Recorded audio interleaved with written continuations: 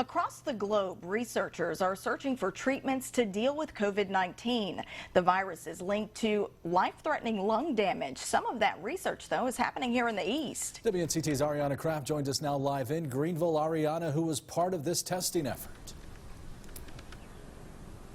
Ken, Shayla, ECU and Vidant Health are part of a national clinical drug test to help treat lung damage in COVID-19 patients. A top researcher at the Brody School of Medicine is heading the local trial.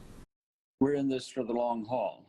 This is not going away anytime soon. Dr. Paul Cook is testing a drug to treat COVID-19 and its damage to lungs. The drug basically is addressing that issue. It is what we call a monoclonal antibody, which are used commonly in a variety of diseases that we see.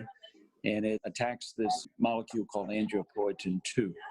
And that molecule is responsible for the leakage of fluid in the lungs and elsewhere. If it works, it could reduce patients' need for ventilators, but it isn't a cure. When patients get to this point, we're basically trying to prevent them from developing this acute respiratory distress syndrome. The meds take 90 minutes to administer. And the patients will either get a single dose of the study drug or they get a single dose of the placebo, which is basically saline or water. And we don't know which one it is, but that's the way these trials are done. The study will involve 210 patients around the country, including some in eastern North Carolina.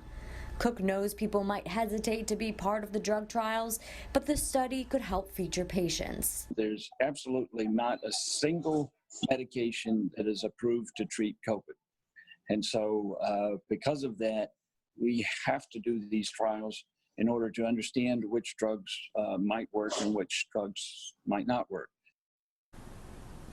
There's not yet a vaccine for COVID-19. Doctors like Cook are still pushing the fundamentals, wearing a mask while you're out in public, practicing social distancing, and frequently washing your hands. Live in Greenville, Ariana Kraft, 9 on your side.